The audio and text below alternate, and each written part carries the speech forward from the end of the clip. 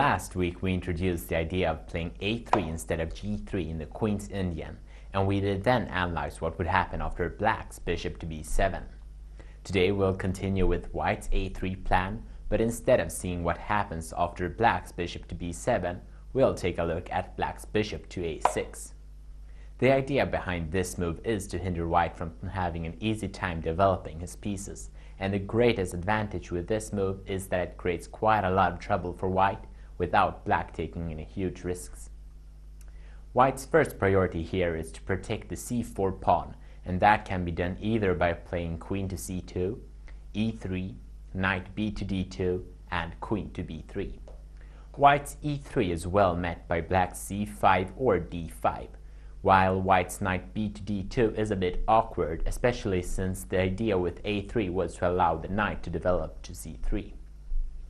White's queen to b3 is interesting since it allows white to play knight to c3, but queen to c2 is by far the most popular move and probably the best one too.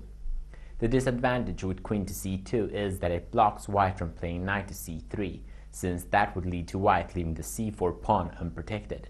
But white's threat of playing e4 evens out the situation, especially since the e4 move opens up the possibility for the bishop to protect on c4, allowing white to play knight to c3. Black's next move is bishop to b7, but before we continue with analyzing this move, let's take a look at the less popular moves c5 and d5.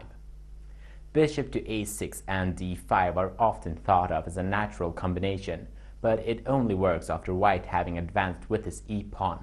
This since d5 then pins white's bishop on f1, making an exchange in d5 resulting in white being unable to castle kingside.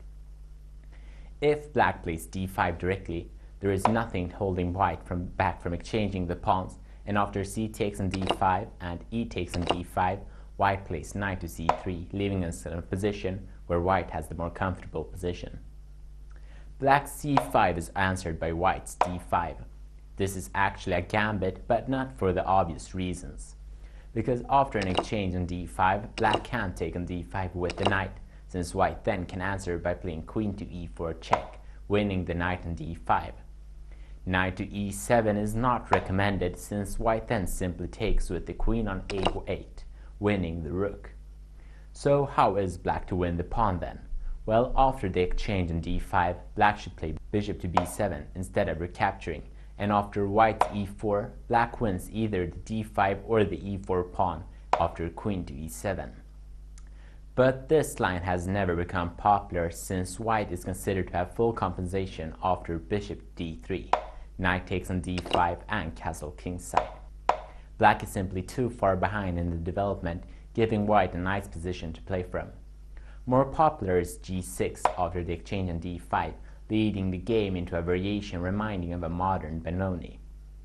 Bishop to b7 is the most popular move though, but it can be quite hard to understand why. By playing bishop to a6 and then bishop to b7, black has only allowed white to develop his queen to c2.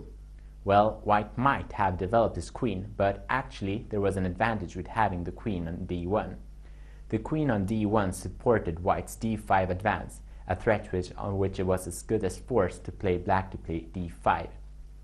This option is now taken away from white by this maneuver. Now follows knight to c3, c5, e4, and an exchange in d4. This position is the fundamental starting point of most of the bishop to a6 theory. It might seem as if white has the superior position, but black has some interesting ways of countering and pressing white back. The most important part here is to remember that black will build his play on a stable position only to later in the game use white's not ideal positioning of the queen and the pawn on a3. But with that, I'll end not only this week's episode of the opening school, but also the analysis of the Queen's Indian. I'll be back again next week with a new opening, so see you then.